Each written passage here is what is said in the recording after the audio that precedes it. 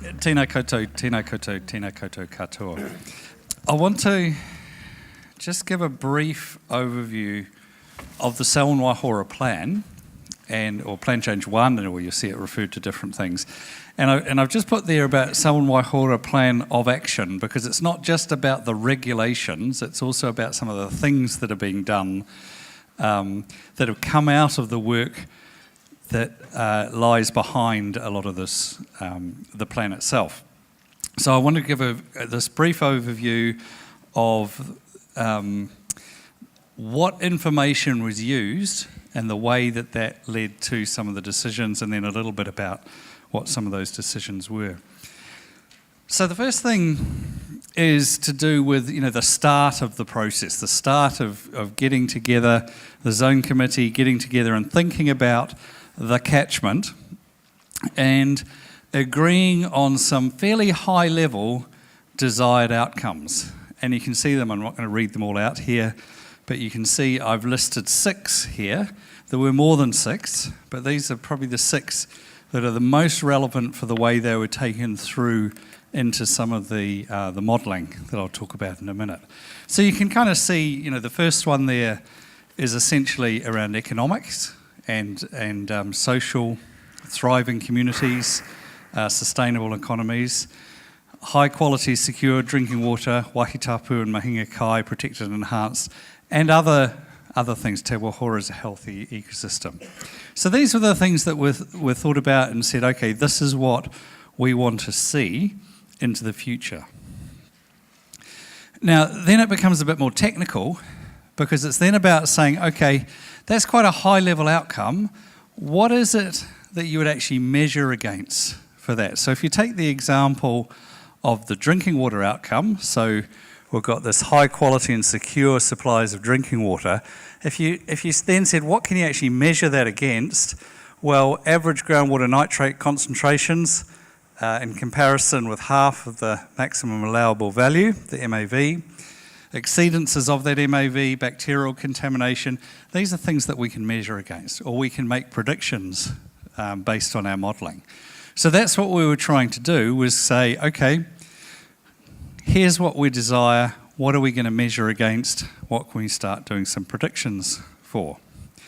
Then we moved on to these modelled scenarios. So this is where we're starting to say, well, what possible futures are there out here for the catchment?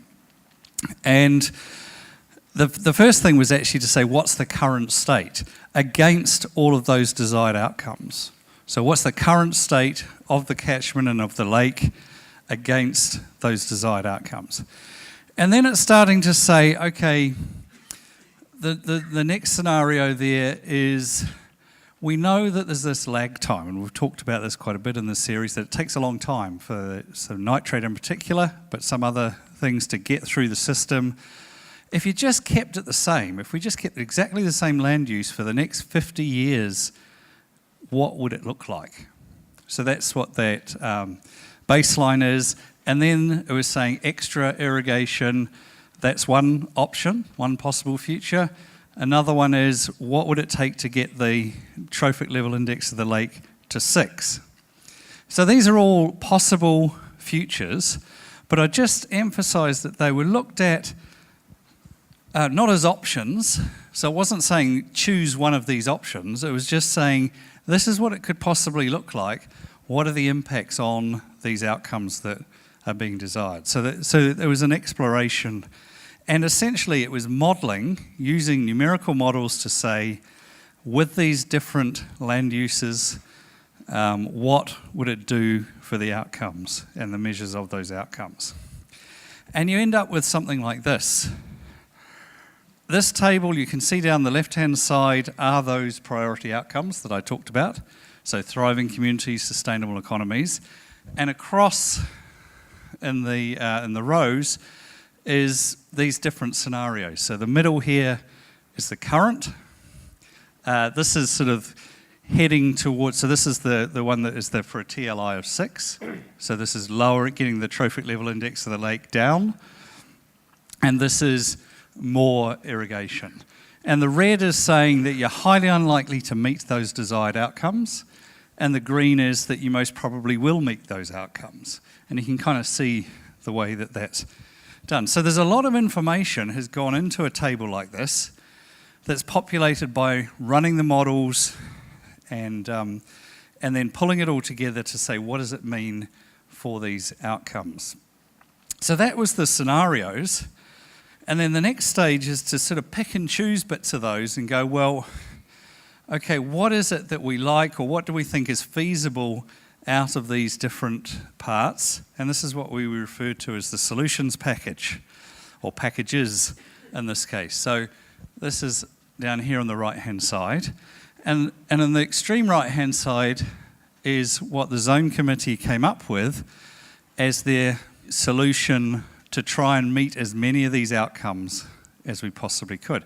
And what you'll see is it's still not completely green. You know, we can't completely have our cake and eat it. That there are still things that might be unlikely to be able to be met. Okay, so that's the sort of information that was used. So what is in this solutions package? Well, in the one of the early seminars, I talked a bit about the raising of the minimum flows for lowland streams. So this is in the plan 2025, the minimum flows of the spring-fed streams that flow into the lake will be raised.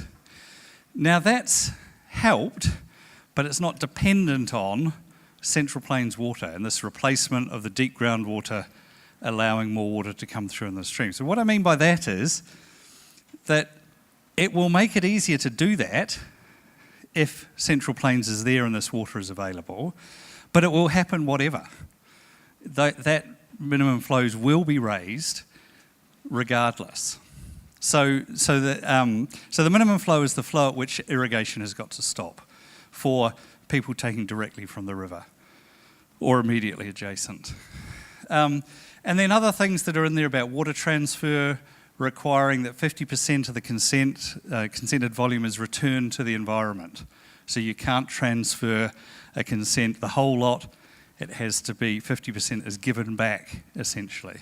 And Central Plains water users, so those ones that I talked about transferring from the deep groundwater to surface water, they can't trade that water consent. That was one of the rules that was put in place and is in place.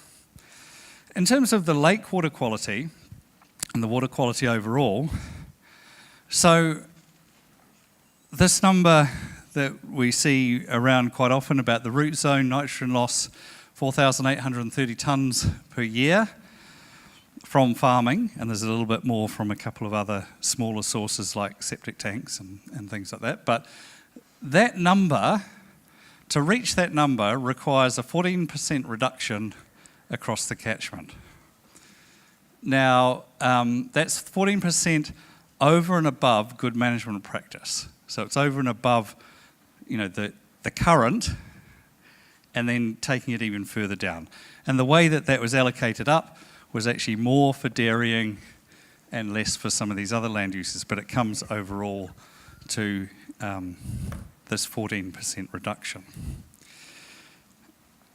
And I just want to emphasise that 4,830 is not all going to the lake. So when, you know, it gets confusing, and I said at lunchtime, and it's still the same, that when I sat down and tried to work out all these figures, I got a bit confused myself, and it took me a while. So that 4,830 is at the root zone, what's going out through the soil. And now that's emerging into streams, and some of that's been taken up by plants and other things in the streams. So that this figure here, which is about 2,200 tonnes of nitrate per year, is what's modelled as will be the result from that 4,830. So if you're comparing it against the 800 to 900 tonnes going into the lake for a TLI of about 5, it's this figure you need to be comparing against, not the 4,830. But it is still an increase. And that's acknowledged. So what we also know is that by increasing wetlands across the catchment is going to reduce the nitrogen and phosphorus loads. So as part of the solutions package, it's not just, I said about the regulations, some work that's been done shows that we should be able to get about a 20% reduction in that figure reaching the lake with about 600 hectares of properly functioning wetland. So that's new wetland. That means creating it. That's not just about the wetlands that are already there. And that's something that is actively being worked on across the catchment, and that's part of this general improvement that's being sought. What does it mean for the Trophic level index? So this is this water quality score. The current is here, and under the solutions package in the mid-lake, it would reduce to about here, and near the edges with the macrophyte beds, it would come down here. Now that doesn't look very far, but this is a logarithmic scale. Okay, every step of one is actually a 10-time reduction.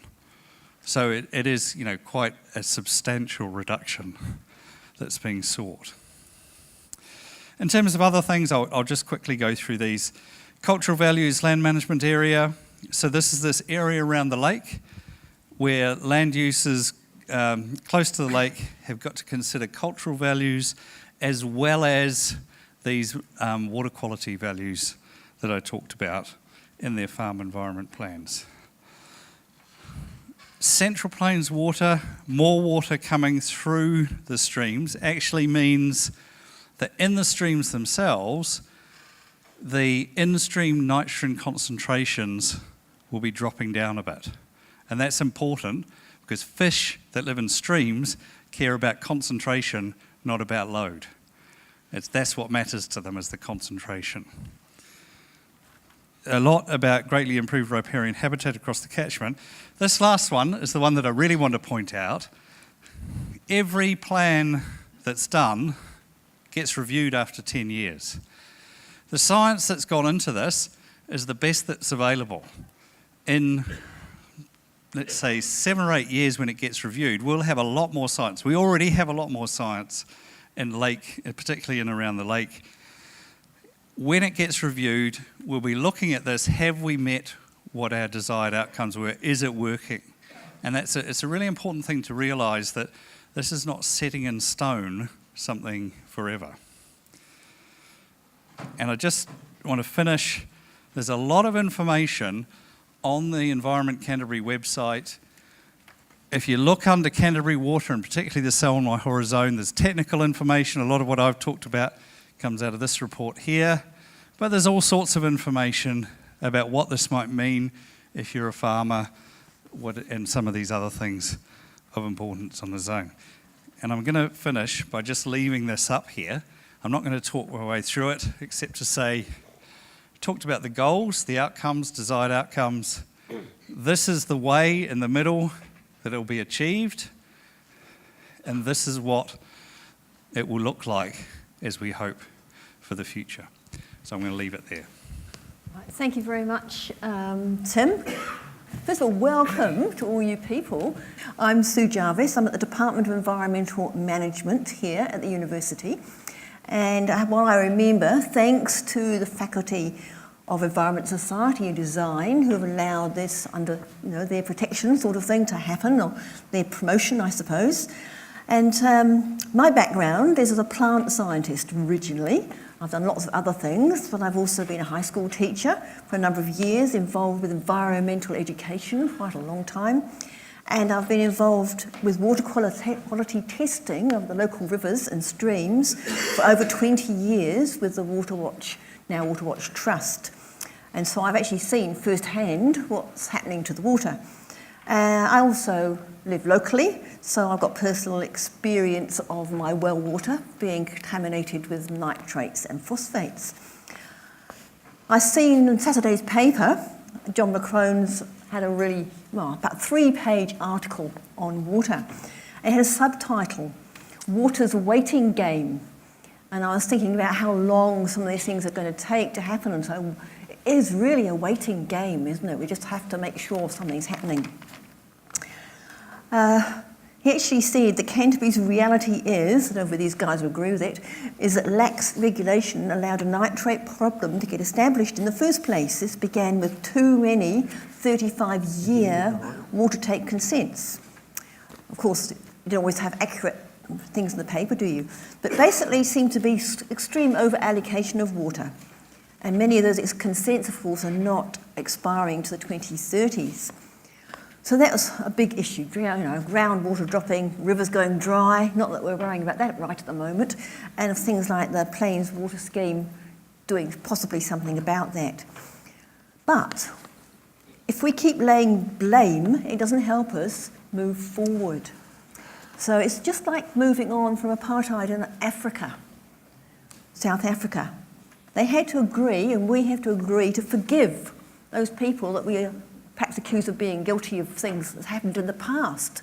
They can't do anything about it, and neither can we. So we have to forgive them and then move on to solve the problems that exist right now. We all agree, I haven't heard anybody who hasn't agreed, all the speakers, that there is a problem existing right now with the water.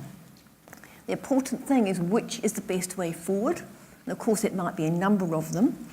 And over the last 6 seminars, we've heard all about wars, what has happened in the past, what's going to happen, what's been happening, all sorts of information, which has been really brilliant. But are there any other ideas? Are there things that the Zone Committee have not thought of, or ECAN hasn't thought of? This evening, is going to be your chance, hopefully, of contributing some really good, innovative ideas, because they're all going to be collected and sent on. ECAN is going to look at them all, and the Zone Committee, I assume, as well.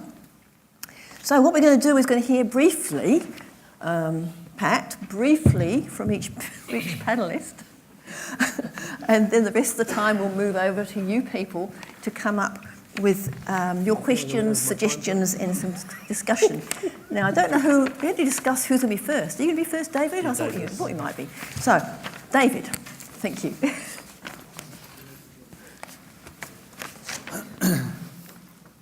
Kia ora koutou katoa, and it's good to be back in front of you this evening.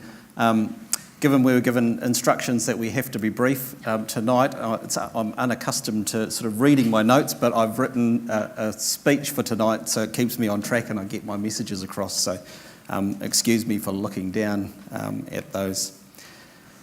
But hopefully through the seminar we should all be aware now of how important water is to tangata whenua, to Ngaitahu. It defines who we are and where we come from. We rely on it to drink, for sustenance, for mahinga kai, and for many things that define us as Ngaitahu. It's something that shapes our landscape, our takiwā, and it's something that our whānau, runanga and iwi need for our livelihood. We are simultaneously connected to water, both through whakapapa, genealogy, and as kaitiaki of this precious resource. I haven't witnessed the amount of change that my kaumātua have seen, but despite being in my 40s, I've witnessed more change in waterways than I would have ever expected. I spent my teenage summer years growing up with my tuahuriri relations on the Rakahuri, the Ashley River. The older boys would jump off the river bridge doing bombs into the swimming hole below. Anyone doing that nowadays would find themselves in the Burwood spinal unit. Working for Te Taumatu Runanga through the late 90s, I learnt my resource management trade, responding to the relentless flow of groundwater abstraction consents, and there were hundreds of them. Later, they became collectively referred to as the water gold rush. By the mid-2000s, the effects that our kaumātua had been foretold, but were regularly ignored because, of course, it was oral mumbo-jumbo, raised time and time again in the submissions to councils, was now a reality. The Waihora, the Irwell River, once a beautiful, crystal-clear, spring-fed awa with a regular flow of 700 litres per second, was dry almost year-round. Waikekewai, that feeds the springs of Waiwhakaheke Tū Pāpaku, our water burial site, is almost but dried up. The good news is I've witnessed the Selwyn Waihora plan change that puts long-needed measures in place to fix some of these issues, addressing the over-allocation of water quantity and limits on discharge rights. The irony of this, though, is that following recent decisions by the Papatipu Runanga to halt dairy grazing on the Te Koraha Native Reserve, the farmer has taken his water permits, leaving the Runanga land with access to stock water. Maybe that's the sacrifice we have to make. But should we be the only ones prepared to stand up and make those sacrifices for the greater collective good? It's become pretty obvious through the CWMS process that we all want similar outcomes: clean, healthy waterways that support a full range of values, including a prosperous economy. But it isn't sufficient for us to continue to discuss values, goals and aspirations for Te Waihora. We need to challenge ourselves to agree on the real solutions and approaches for things like the in-the-post nitrogen and the in-lake phosphorus load. With real solutions comes significant cost of fixing legacy issues imposed on us all by successive generations for the past 150 years. How do we collectively share that burden? Where will the money come from?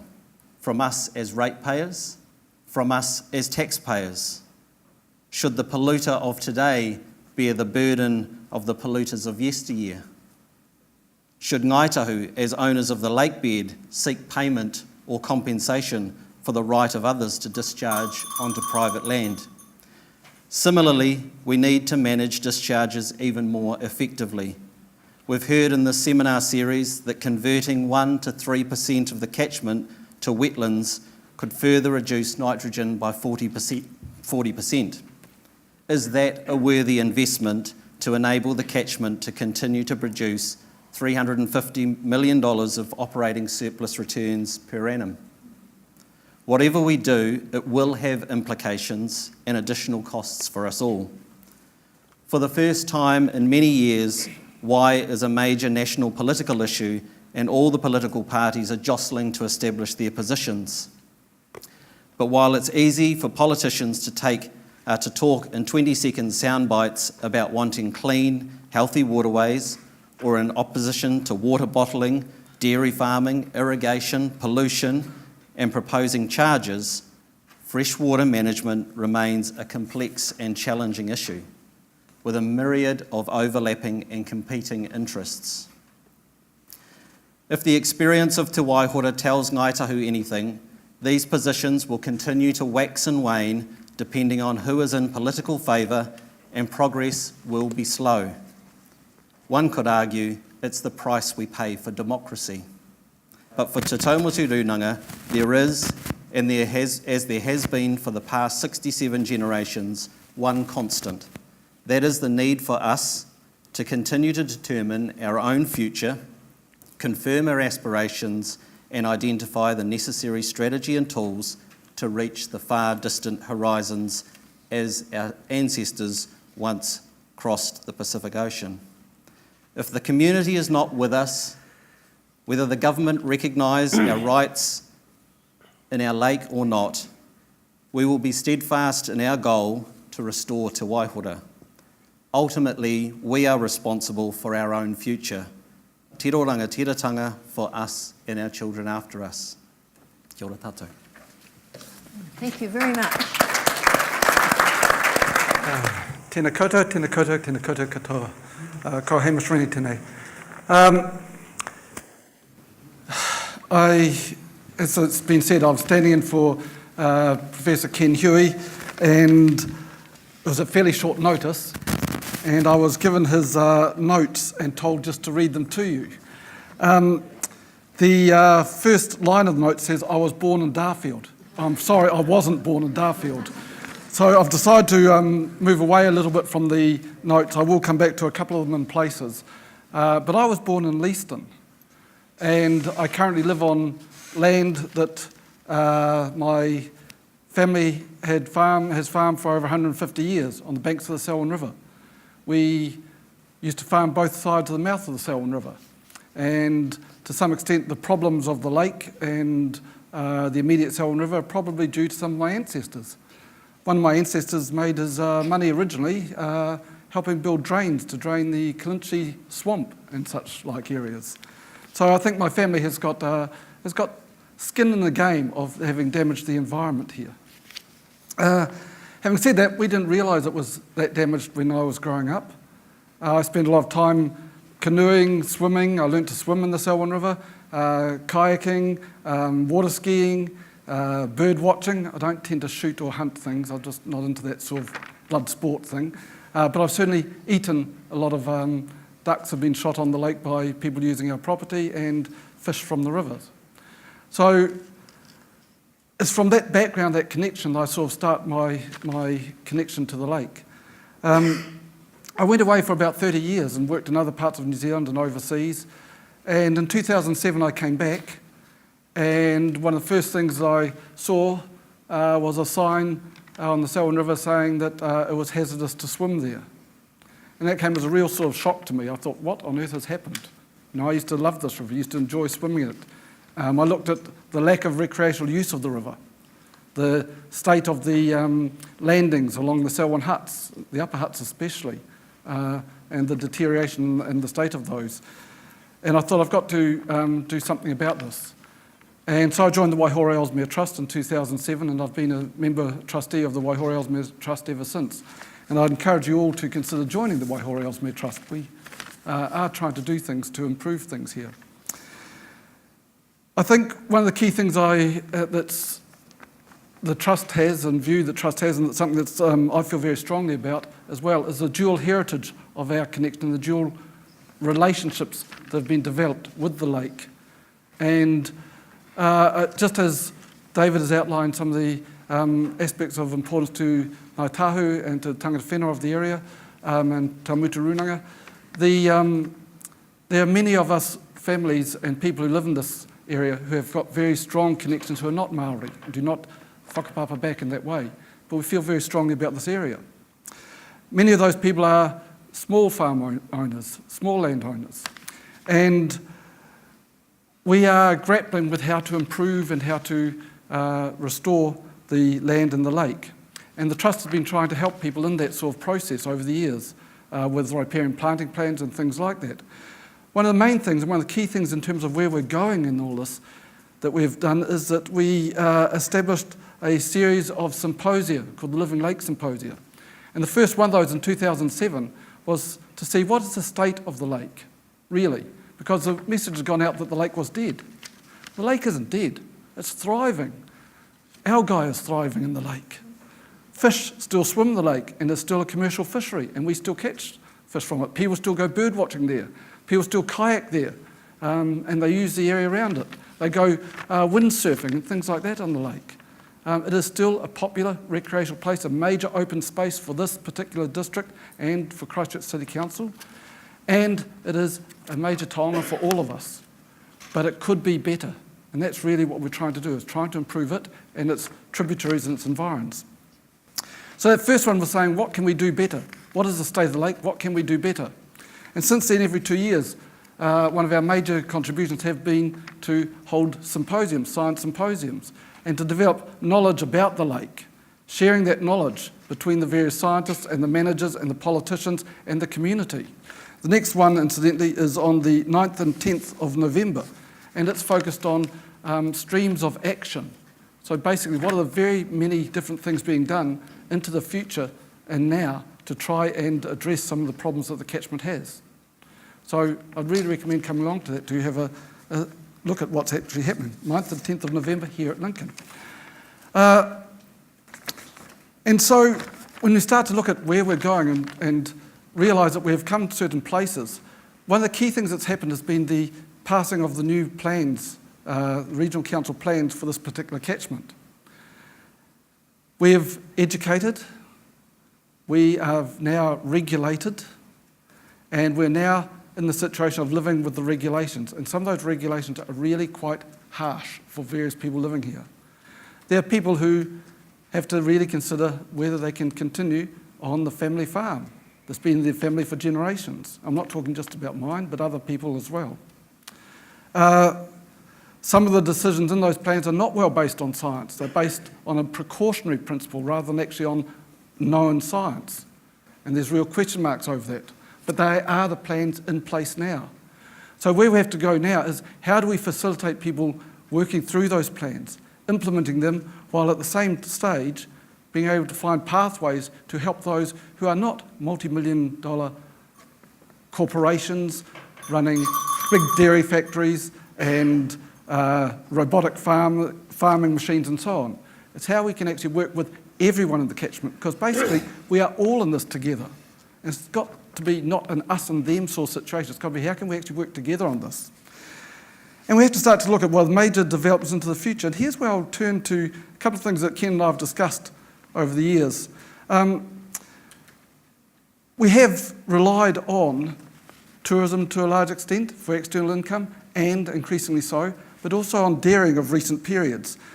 But in the future, the primary sector is going to be challenged especially by things like plant-based protein, which may replace all of the dairy and meat protein over time. That could lead to major changes in this catchment. Milk might come from sheep as opposed from cows. With those sort of systems, we're going to see possibly less nitrogen, less phosphorus. We'll still be left with the legacy of these things. We may see other pollution coming in, other types of pollutants, other types of sprays and things being used that we haven't even started to think about at the moment. We're going to see different lifestyles, different people here, and we have to start to think about how we're going to shape that community, how we're going to assess that. But the key thing here is how do we find pathways through to those futures? How do we actually facilitate people getting to those pathways, getting there?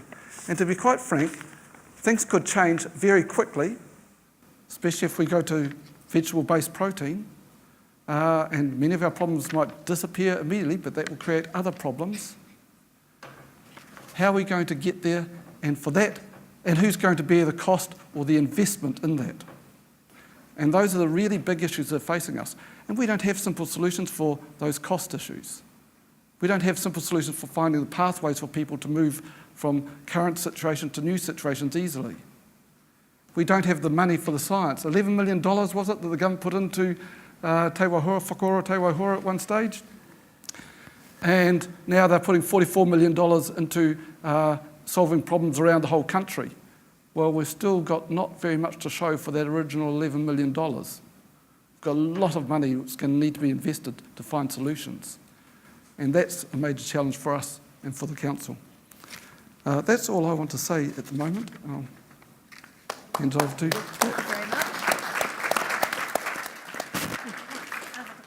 Yeah, thank you. Keep an eye on you, remember. Okay, you do that, Sue. I'm pleased someone's watching. Now, today I actually brought my notes up and I sort of thought, well, I got a bit sidetracked because there's so much to talk about when it comes to water. But my intention, and Angus, could you give me 3.5 minutes warning? Because and that way I might get my last little bit in. So thank you for that. So I want to tell you a little bit about where we've been, where we are, and hopefully what we do to get a little bit further down the track. I was described in the introduction as an arable farmer and a Selwyn District Councillor. I'm representing neither of those things at the moment. I'm here as the past chair, in my opinion, of the Selwyn Waihora Zone Committee. And I didn't want to be on that committee. In fact, I turned down an invitation to stand for that. I decided I'd be a district councillor, and I stood for council, and as soon as I got elected the first day, they said, oh, by the way, you're on the zone committee. So I didn't really achieve much in trying to avoid some controversy. But the first day I also walked into the council chamber, the first meeting, and I looked around, and I thought, this will be fun.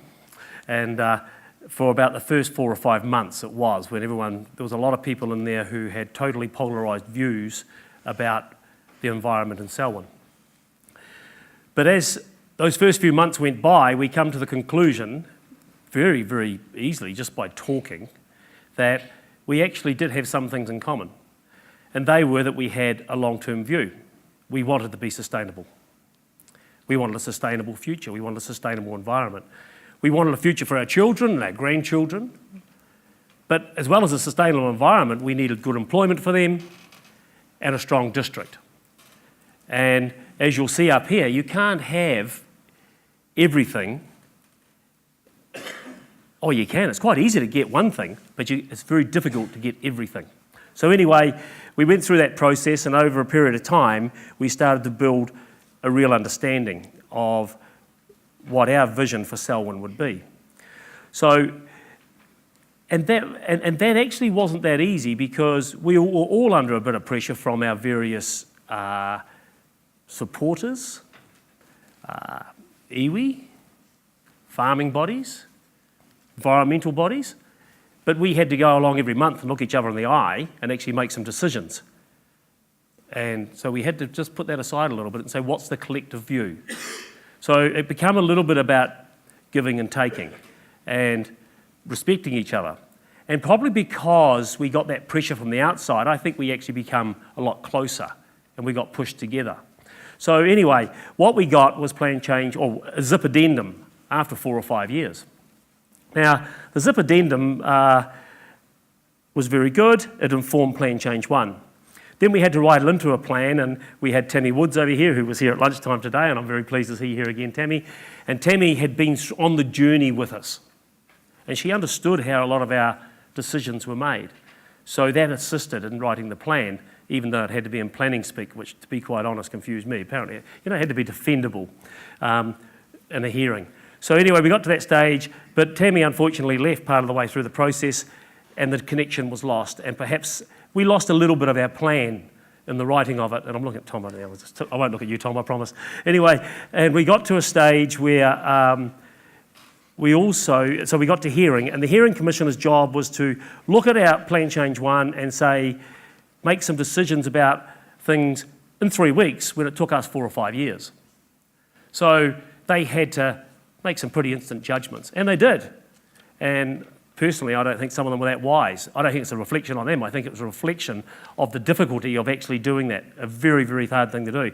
Also, there were a few accommodations made by Environment Canterbury that perhaps the Zone Committee wasn't asked about, and there were apologies made, but the damage was done to a certain degree. So instead of having a farm environment plan-based process, we had a consenting process which we're going through now. And I think that's difficult for Environment Canterbury, it's challenging for farmers. Anyway, so that's where we are now. The biggest problem we have, I think, impediment to going forward, is the public perception. And I congratulate you folks for coming here tonight, and for you who have attended the presentations before. I haven't been to a lot of them, but I've watched them all online because I've been overseas. But you've got a short overview of what the Zone Committee went through. But we had 4 or 5 years of absorbing information. We were told 1 meeting a month, 10 meetings a year. I would hate to count the number of meetings that we went to. At one stage, we were meeting once a week, once a fortnight. Sometimes we had several subcommittees in a week to try and absorb the amount of technical information we were given. So anyway, we ended up with a plan, and now we've got quite a lot of pushback. And I know there were a few people attacked the credibility of the Zone Committee earlier this year, and I was a little bit appalled by that. I was disappointed. Then you have the Facebook situation, or faceless book situation, where you get to attack and throw hatred and anger around, and a wee bit of support from media who don't verify their stories. And some are good, some are not so good. If we keep going that way, we'll achieve bugger all, to be quite frank, as a society. We're going to end up splitting apart. And I don't want to do that. And I don't think any of you really want to do that. The only way we're going to achieve where we want to get to, is to actually work together. So we have a plan. We're implementing that plan. The irony is, not a hell of a lot of people are happy about it, so it's probably about right, because there's no one really satisfied. And it's going to be a challenge for us, but we have a goal, and that is a sustainable future. So if we don't work together, I believe this plan will struggle, and we will struggle to actually get to where we're going. Also, what we need going forward is science. Good, accurate data and science. And the Zone Committee asked for that all of the way through the process, and we got that from Environment Canterbury. But a lot of it was modelled. And as a lot of people know, overseas is a very discussed model, and the catchment model was also a very discussed model. But as we go on, we're going to get better and better data. Now, I was fortunate enough yesterday to have hunted down Di Mathis from FAR, who gave me some information on my flux meters. Tom, and I'll see you'll smile again because I've been telling them about this information for some time. For 3 years, we had flux meters in our property. We're an arable property in Southbridge, 280 hectares, 300 hectares of intensive arable. Overseer tells us that we're doing 10 when we put the 10 when we put the information in. We press the good management button. It tells us we're doing 22. In this paddock, we've had ryegrass. Thank you. We've had ryegrass. We've had green feed oats, processed beans, green feed oats, kale, and then kale over 3 years. The first year, we didn't leach any water. And I'll read what this says. This is the report today from 2 days ago on our flux meters. Individual units are working well. We have a high confidence in the data. This is AgResearch doing this.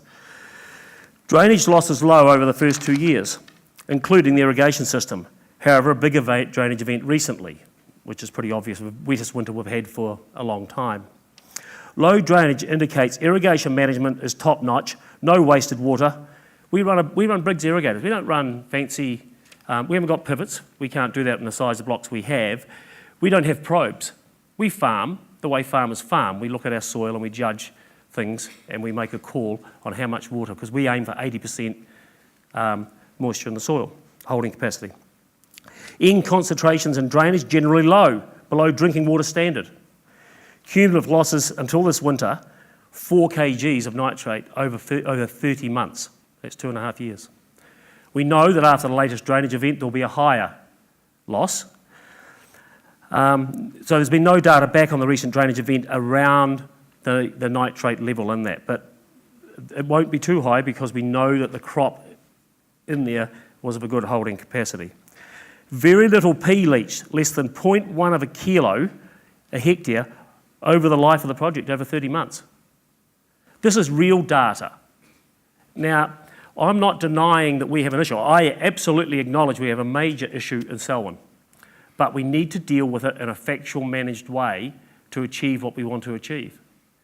We need science, and we need to apply those innovations and technologies as they come on stream to actually help us as farmers to actually make these gains achievable. But you know, it's not just agriculture that creates an impact in Selwyn. It's also human development. And I was pleased to hear David mention 150 years of development in Selwyn. This hasn't happened in the last 10 years. This is an ongoing process. We're very fortunate in Selwyn, I'll put my councillor hat back on, in that we have very good infrastructure around our community facilities, and we're getting, and we've got some pretty good, most of them operate very, very well and well within guidelines and rules. And that's what we need to do with farming as well. So, in conclusion, to actually take this process forward, we need to be a united Selwyn district. And I say Selwyn district because this is an issue that needs to be handled locally, and that's why I support the zone committee process. This is a situation that needs to be handled by people of Selwyn who have an interest in the environment. We need to embrace science and technology, and I'm confident that we will make the gains of 30% in dairy, 7% in arable, 15% in dairy grazing that are indicated in Plan Change 1. But I actually think that we may go beyond that. I'm quite confident about the technologies that are coming through and where we will end up. So thank you very much, ladies and gentlemen.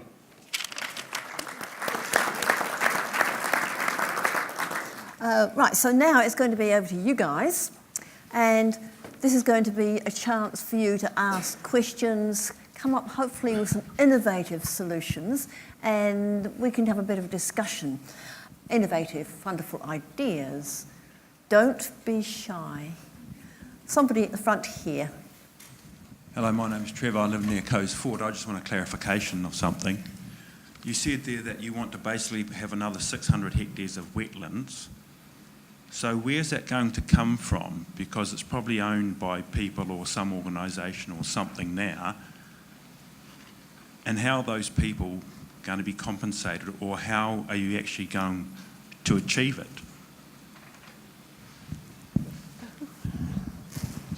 Alan, on already. Yeah, there's actually kind of no funding for that at the moment, but I guess what will probably happen is that we'll probably just identify bits of land and actually just purchase it and build it that way.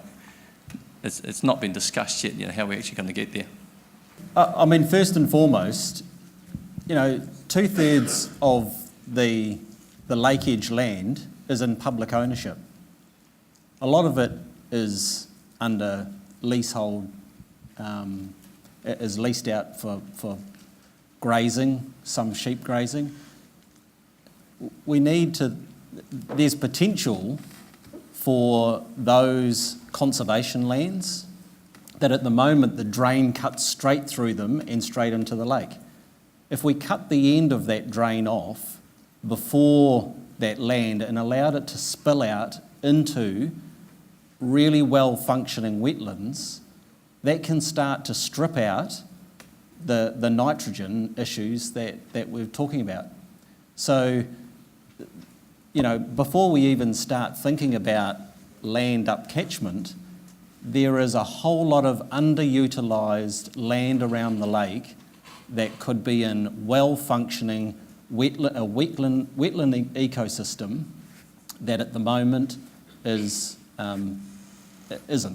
So that's where I'd start. Yep, you're on now. Stuart Miller, I'm on the Ahuriri Restoration Committee. It's a committee that's looking at restoring Ahuriri Lagoon. It's a lagoon between Tairep and Motukarā by State Highway 75.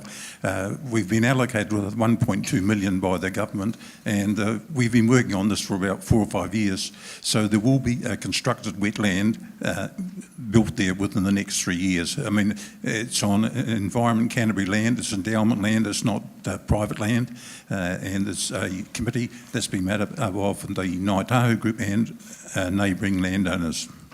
Well, that's actually a fantastic thing, isn't it? We all should be helping with that. Well done.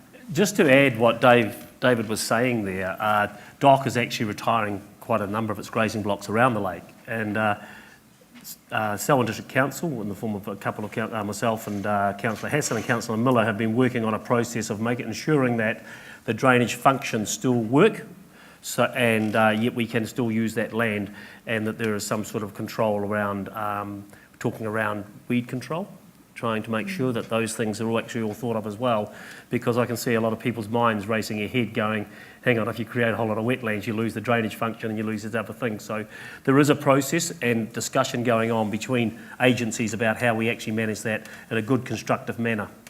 I think it's important to note that. Thank you, Pat. There's a question just here. I just want to start with Plan Change 1. And so correct me if I'm wrong, but it's my understanding that Plan Change 1 in terms of farming is about nutrient budgets. It's about reducing your nutrient budgets.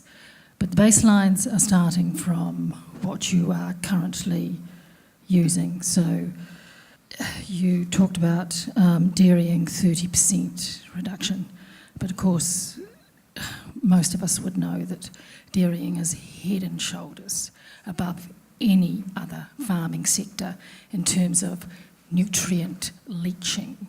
And so while 30% might sound quite good, you compare it to arable or horticulture, which have to reduce by at least 5%. And I just want to touch here on horticulture, because horticulture is seen as using more in terms of nutrient use than arable. And so where Plan Change 1 comes problematic for vegetable growers is that if you lease land, and most vegetable growers lease land because for a long, long time they have had to compete with dairy farming. Okay, so the price of land has been expensive. So what I'm trying to say is that if we lease land, and we lease land from an arable grower, we might just have a paddock, then you are going to be using more nutrients than what the arable farm is currently using. And so you would be required to get a resource consent for growing food. Is that your question? That's my Statement. that's my question and statement. Just butt in here for a minute, because I know you asked this question at a previous seminar. But I didn't really get an answer. Right, so you come up with your answer, come up with what your question is. Question is that... Okay. Well, just touch on Pat, what this other gentleman I was think saying. Pat would actually like to answer that question. I think, that is a challenge. Alan will add to this, but and this is one of the reasons why the Zone Committee actually wanted everyone to have a threshold of 15, okay?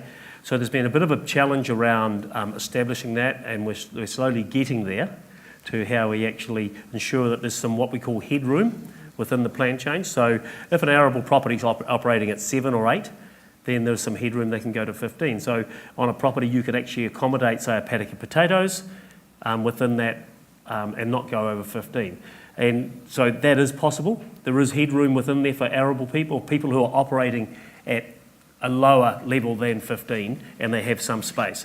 Because you're talking about a whole farm situation, and you're talking about one paddock or one crop within that farm. So Alan might want to add to that, but there is some headroom, and he may give you more information.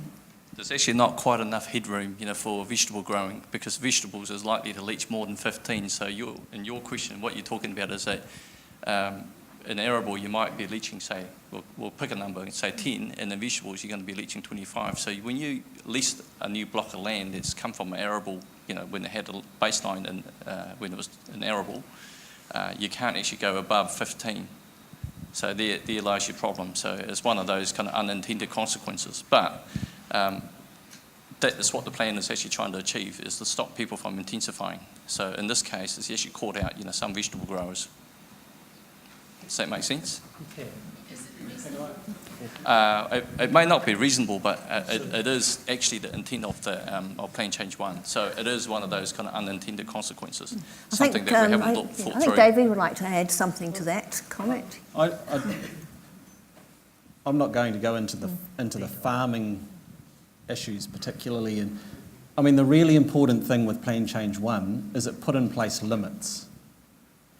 And the culture of having limits now in our industries, whether it's dairying, whether it's horticulture, whatever it might be, drives particular behaviour change.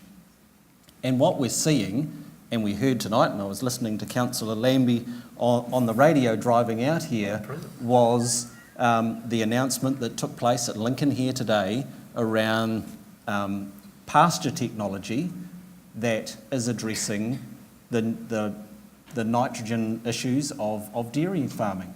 And that's innovation that has been driven by the very process of putting limits and restrictions in place because people know that they've got to reduce those things, particularly if there's sinking lids. If they want to be able to keep their businesses profitable, then they've got to find new ways of doing it. And to me, this is some of the exciting stuff that's come out of the fact that we've been brave enough to put limits in place, is we're seeing that technology advancement and we're seeing changes in behaviour. Right. There's one more comment, otherwise no one else is going to have a chance, right? Yeah, just, accepting what David says, to me the issue still remains the process of transforming from one type of agriculture to another, and there are considerable costs in that, and it's how we actually do that process that's going to be the major thing for us to focus on. Well, it certainly looks like you've brought up an issue where there's an easy solution. Now there's a gentleman back there who'd like to speak. Rob Lawrence from Darfield. I'm a bird watcher. And this is kind of a comment that kind of builds on what David was saying, that when you have a limit, it forces you to be innovative and to look at alternatives.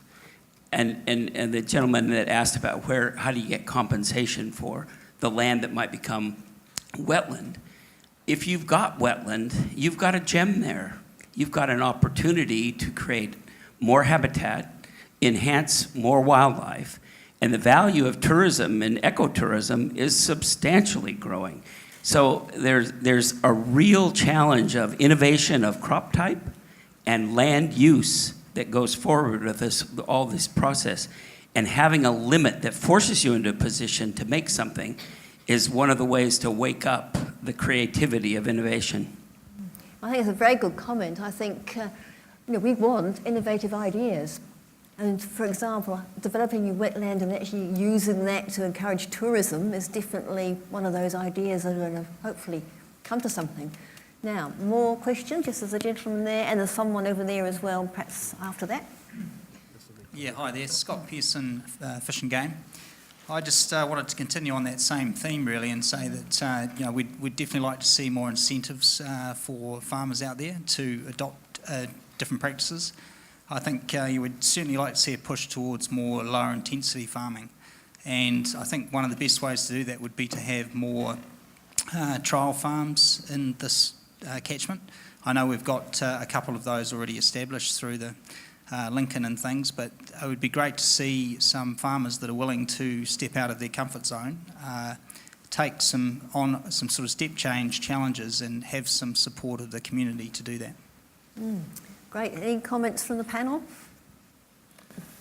Yeah. I agree with that, and I think it's how you actually help people to do that is going to be the critical thing, and I haven't seen enough oomph going into that at this stage. The Regional Council is developing their long-term plan at the moment, and that gives an opportunity for people to put in lobbying for that. But it's getting people together with the expertise and say how to develop a farm into a tourist attraction with the farmer whose experience is in farming and his lifestyle is invested in farming, and you're suddenly asking them to do something completely different. Now, I know that can work really well, but it's who's going to actually get alongside those people and help them, and that has to be sorted through somehow. And that's what I'd really like to see the Zone Committee working on now as a pathway forward, trying to help find pathways forward in that area. Any other catch? You want to say something? Yeah, look, everybody wants to see innovation and new ways of actually creating production, but and that's good. The challenge is for a lot of people, they have to have the opportunity to move from where they are. And I'll give you an instance of a blackcurrant grower in Lakeside who got his overseer done and he was told he had one. And he didn't quite know, he ticked the wrong box, and if he had put that in, he was going to be stuck on one. And if blackcurrants, as you know, the Blackcut Ribena cancelled all their contracts last year. Blackcurrants aren't worth anything, he can't live by eating blackcurrants. So he has to grow something else. So that's why we went to 15 and tried to leave some flexibility in there for land use change. Also, Scott, I think there is quite a lot happening. There's a lot of vegetable seed production in Canterbury now, especially in Selwyn. We used to have a rotation of about 4 or 5 crops. Now we have up to 17 or 18 crops a year, and they range from rocket, lettuce, seed, to radish, hybrid carrots, hybrid spinach, hybrid red beet, hybrid every damn thing actually.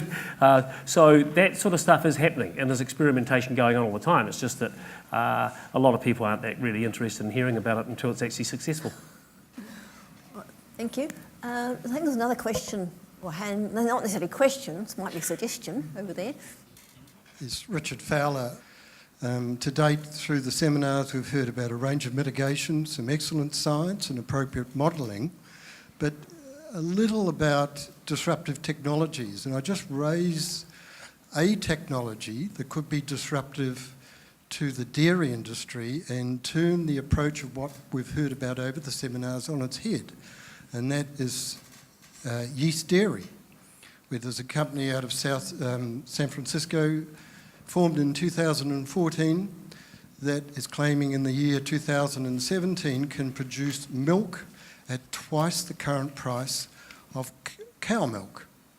It's free of lactose, free of hormones, free of antibiotics, and has limited energy input, greenhouse effects, etc. So, and it's based around genetically modified yeast, which is brewed in the classic beer sense, producing milk proteins. They are subsequently added nutrients in terms of omega fats and vitamin Ds, and its nutritional and taste is claimed to be equivalent to cow milk.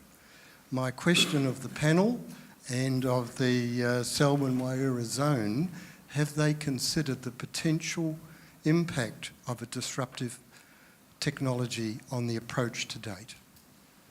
Right. Who's going to answer that? I think I did raise the idea of protein being changed. I could have mentioned the milk as well. I just didn't. I had it on my notes, but I didn't. I think that's a very real issue. We used to say that tourism was a high-risk industry because an oil shock could change the whole export tourism industry. I think the potential technology changes in the farming sector are making farming as uncertain in terms of long-term predictability as tourism.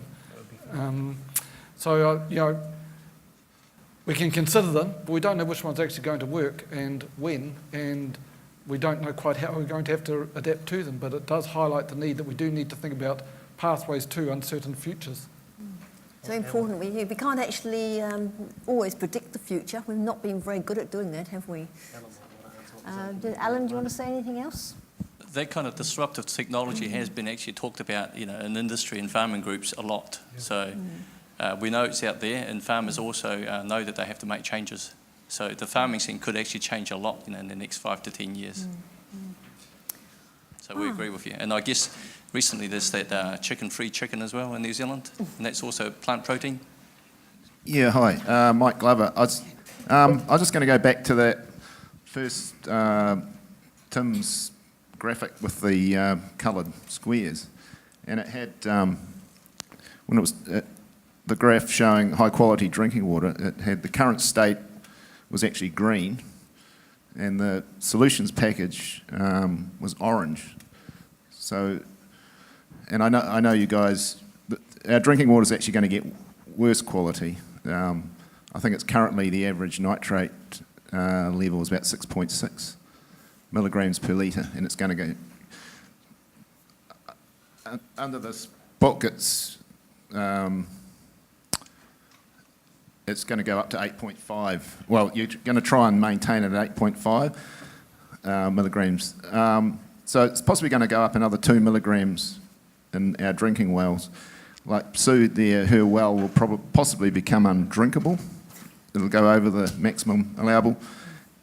And we've had Dr Humphrey talking about these rising nitrate levels in our water. Possibly it's a small but real risk that babies will start dying of this blue baby syndrome. So I'm just thinking, we're looking at this, your package is, it's going to take a long time for the ship to come around, but if people start getting sick, perhaps do we wait for the market to change its... Because you're saying, farming might change really quickly if these new technologies come in, but why can't we, as a community, say, actually, we've got to change it now, we've got to do some radical things, and maybe instead of spending $370 million down at the lake building a wetland, we start looking at those farms up in the really high leaching farms, like, as you say, Pat, your one, you leach 10. They're leaching 120 up, Te Parita way. I mean, this is data I'm getting from ECAN. So why don't we look at those sort of options as a solution before somebody gets sick? Sorry, does Tim want to say anything about that or not? You use a microphone. I'm happy to have an answer to that. Okay. I can, and Pat might be able to say something as well. And look, completely acknowledge what you're saying, Mike. I'm not trying to duck it in any way. What I would say is the drinking water standard, the MAV as it's referred to, is 12. Okay, so that's the World Health Organisation level. That's not an Environment Canterbury level. That's World Health Organisation. It's generally seen as quite precautionary, and we're talking about, as you can see here, nitrates less than 8 milligrams per litre. Nobody says that's good, but it is, in working through a process, that is one of the outcomes that we end up with. The deep groundwater is still much, much lower than that. And in fact, when you're further down towards the lake itself, a lot of that is artesian, so it's not even that deep. And that's expected to stay at that level. This is the shallow groundwater that's being talked about. So I'm not trying to say it's the perfect solution, but it is below the maximum allowable value, the drinking water standard, which is 12, and that's the result of having a catchment that has agriculture in it. Mike, I agree with your concern. Have no problem with that. We have no choice but to work with that because of what's already in the ground, to be fair. The drinking water standard, as Tim said, is around 12, just a little bit below. And we would like to have settled for half of MAV, which is so we would like to have settled for that. In fact, we debated for about 5 meetings. It took us about 5 months to get to agree to put that figure in there because the iwi representatives wouldn't accept that. And I totally agreed with them. But the problem was that the reality is we had no choice because we haven't got a magic wand and we can't change what was coming.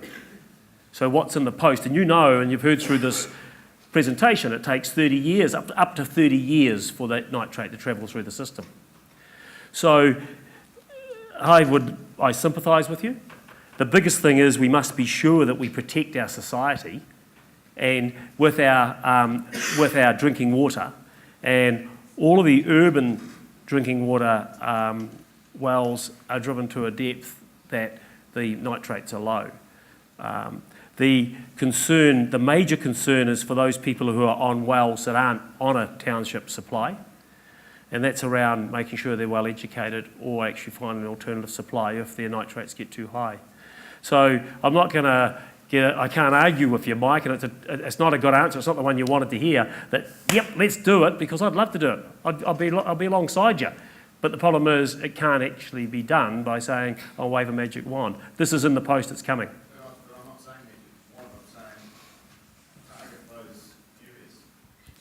Thank you. Target those areas and say, let's focus on the biggest polluters and transition them out of, well, it's dairy, isn't it? Yeah, and we actually discussed that today at lunchtime, and the thing is, you're right, there are some at the very top of the catchment in this area and also in mid-Canterbury, some soils that perhaps shouldn't have intensive agriculture on them. And you didn't hear me argue about that today either because it's a hard thing to do. But if they're given the chance to mitigate their environmental footprint, you may find they can because there are ways of doing that with technology and with herd homes and bits and pieces. They have an investment through a regime, a set of rules that said they could do it. You can't say, we'll stop it tomorrow because you've got to give them a chance to get their investment out or their capital out. So they operated or developed under the rules of the day, which we had no effect on. I won't go on because No, it's okay. I can go on, but just one last thing. I mean, what if a baby did die in Selwyn from blue baby syndrome? That would be an absolute disaster. It would, but I mean, that's... Dr Humphrey was actually saying that's a very real possibility because these shallow domestic supplies, Yeah, so and that is a real risk. So, you say you're disappointed for me. It's not me. It's, it's the community. So what I said was I'm disappointed that I can't change the situation for you. But we could. That's what I'm saying. And we would probably if somebody got sick. I think actually, we all understand that, but I think we have to move on. We've got about 3 minutes left. I'm not sure of the exact detail, but we are seeing another tool in the toolbox around managed aquifer recharge, and the pilot that's taken place, I understand, down in Hinds, where that has been focused on improving groundwater levels, but I understand it's also producing benefit with regard to lowering nitrate levels in the water. So, there are ways and means, and it's not going to be one solution or one magic bullet, but we are getting better at finding innovative solutions to address these challenges. Yeah, I mean, what Mike's saying is actually the whole nub of the whole problem is where is the money going to go, where it's most effective. Just quickly, Murray Meyer. I live in Christchurch. I don't get income from a farm, well, not directly, but I do pay rates on a family property in the Selwyn district. I left Christchurch or Canterbury and went to Wellington in 1968. I lived there at the Wahine storm, and for those who do the numbers, that's actually 50 years ago, come April next year. And that was originally blamed for the upturn in Te Waihora of Lake Ellesmere. And we've gone, so it is nearly 50 years ago. Now, my subjective opinion is that we are still going backwards. We're not going forwards. And I just wonder if somebody's prepared to say, is there a time when we will actually start to see some improvement and start to go forward? And that could be published and we could see the results. This summer, the creek around the family property went dry for the first time ever. It's never happened before. And that can be blamed on climate change, and that is another issue. That has to be addressed as well, and it will have an effect.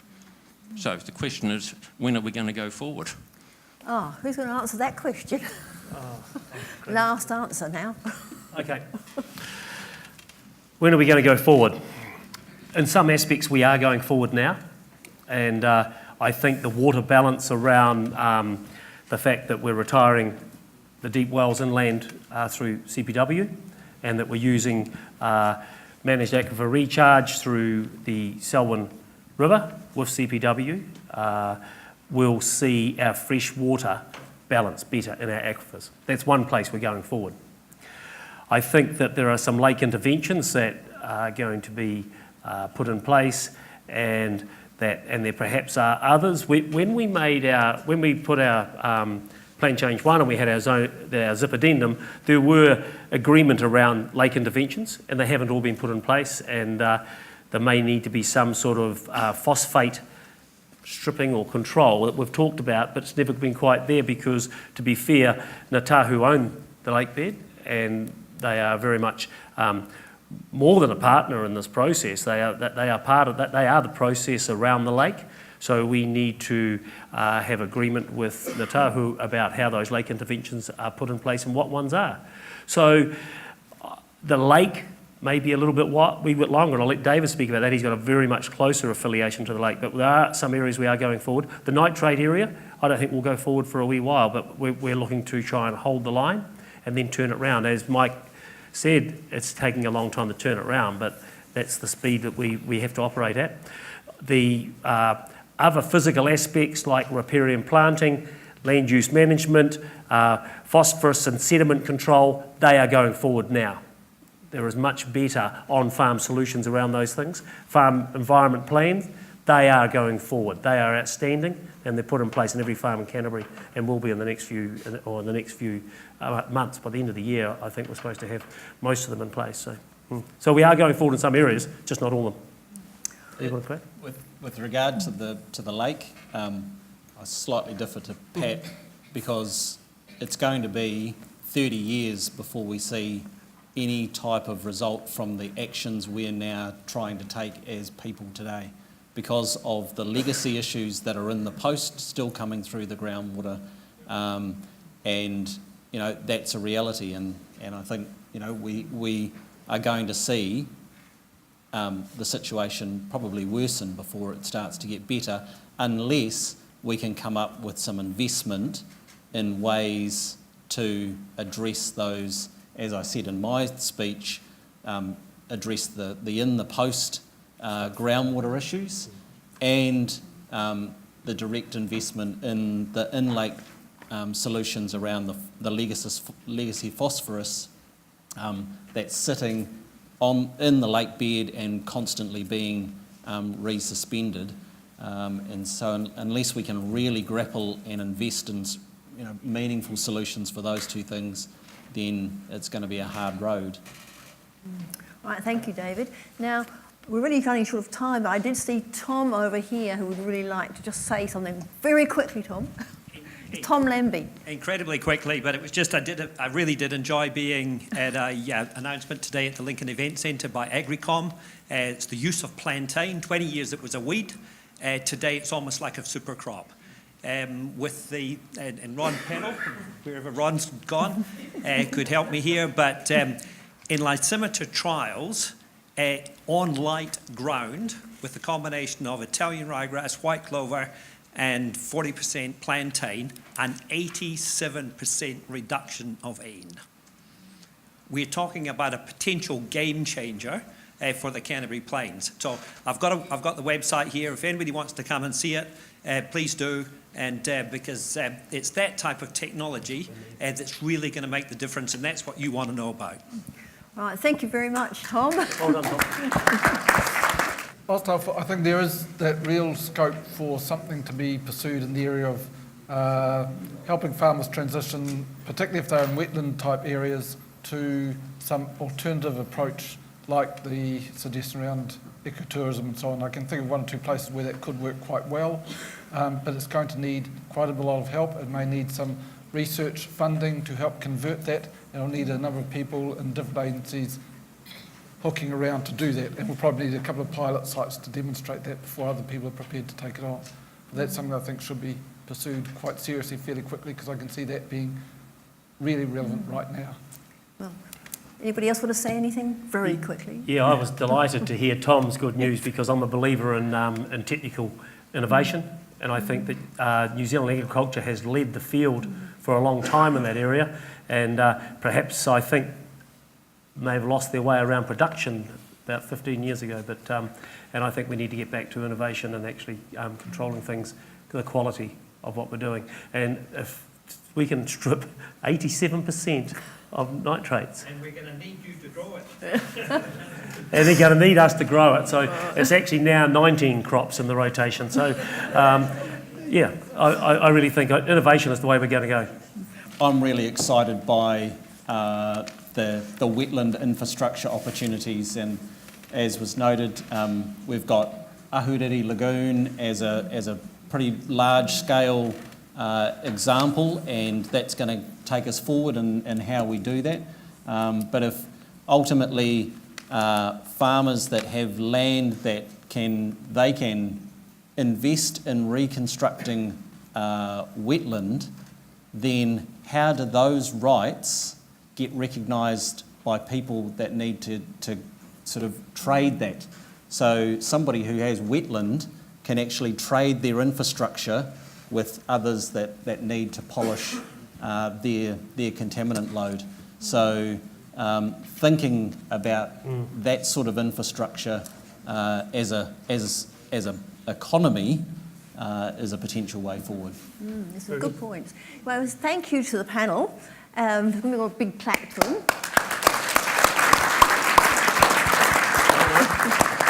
And I think, Alan, where's Alan? You've got a few words you just want to say to finish? First of all, I actually kind of like to thank Sue as well.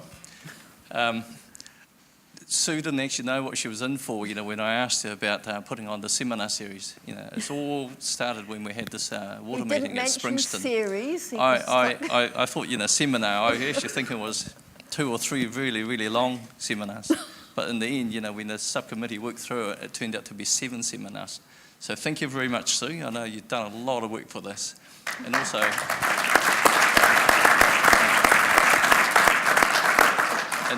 I'd like to thank the ECAN team as well, actually. Is that for Sue? Oh, thank you, Sue. Yeah. Oh, thank you. The ECAN team as well, like when we came up with this idea, I guess it was unbudgeted for. So they spent a lot of time, a lot of money in making this happen as well. So, I'd like to thank the ECAN team too, the communication team. Thanks for that. I just want to pick up on a couple of points that's been talked about tonight. And really what I was going to say or summarise is basically all been said tonight. I think you covered a lot of ground tonight, actually. There was a couple of points about, wetland, for example. The Zone Committee do actually spend quite a bit of money on immediate steps funding. So, we fund a whole lot of wetland restoration or wetland probably not so much wetland creation, but wetland restoration at least, with fencing off the wetlands and so on. Climate change, there was a mention of climate change. So we do talk about that a lot. I guess in the last 3 years, you probably know that, there hasn't been a lot of rain, and that's why the Selwyn River went dry. We did offer that as actually part of the reason. I mean, that is not the entire reason. And of course, it can change very suddenly, as shown this winter. I've been driving past State Highway 1 there, crossing the Selwyn there, and it hasn't really stopped flowing since that first storm. So quite impressive. And it's never been like that I can remember. But then again, what I remember is probably only a short span. So there was actually kind of data going way back too, to show that the Selwyn has actually stopped flowing many, many times, well, maybe not many, many times, but at least a few times it goes forward as well. So it's not the first time. What I was going to say too was that with this whole water debate, a lot of it really is actually about the rights, about property rights and water rights. On one hand, you've got property rights which are really quite strong, and water rights or consent that allows you to extract a certain amount of water. So the quantity is actually fairly well defined. So when it's that well defined, the rights are actually fairly strong. On the other hand, you've got softer rights. It's about common goods.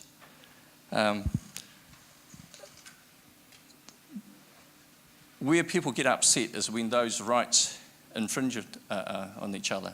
So the farmers, of course, they just want to take out a certain amount of water for their crops, but in doing so, they may inadvertently kind of pollute the water, and so you haven't got clean water to swim in, or you haven't got clean water to drink. So I guess that's probably where the argument's actually kind of started. But really, when we talk about fixing this problem, we don't just look at the environmental problem. We don't look at just quantity and quality. We do have to take other factors into account. So it's not just environment; it's economic, it's cultural, and it's social values that we all, that we have to take into account with each of our decisions. Like I've been in this role for quite a wee while now. It has been actually challenging, and it's quite rewarding as well. But there has been a few disappointments along the way, and as Pat kind of alluded to earlier, this whole social media thing, it's actually really kind of blown everything out of proportion. I mean, it's basically pitted, one sector of the community against another sector of the community, and that's actually quite destructive. Now, we don't actually need that. I think we can actually work together and actually work through all this. Just a couple of takeaway messages, and I guess it's been already talked about. This is actually going to take quite a long time for things to improve. Things will probably actually get worse before they get better. So the first message is be patient. And this is a collaborative process as well. So I want to encourage everyone to kind of work with us. Now, you don't actually have to be at the table. The meetings are open to the public, and there's always a time slot there for public contributions. Better yet, put yourself forward, because to become a community member in the zone committee, we're actually kind of going through our zone committee renewal process right now. So I encourage you to apply if you think you've got something to contribute. I also have a message to the farmers. I know that most of them are actually making really good, making a lot of changes to their operations out there already, and a number of them are able to make the 30% reduction. For those that aren't there yet, please don't see this as a limit on farming. There are actually opportunities there. And as I said before, there's actually a lot of research programs that are happening out there. And as you heard before from Tom, with a plantain mixed with Italian ryegrass, was it? 85% reduction in leaching in urine patches. So there's that kind of stuff happening. And before, a gentleman mentioned about the disruptive technologies. And that could actually change the farming scene too. The managed aquifer recharge was mentioned. And that could actually improve the N concentration in the groundwater. I mean, I know a lot of people don't actually like the idea of, you know, that little slogan about the solution to pollution is dilution. I mean, I guess putting water back into the ground, you know, it really isn't actually a dilution if you think about it, because we've actually been taking a lot out of the ground for irrigation. So putting a little bit back in will actually help. But anyway, I'd like to finish off by issuing the challenge for everyone to work together, think laterally. I think the rest of the world actually needs a lot of food, so you know, we've got a great big lake there that has enriched nutrients.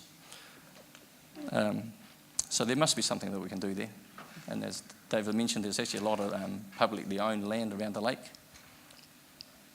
So I think together we can get there. That's me. Thank you very much.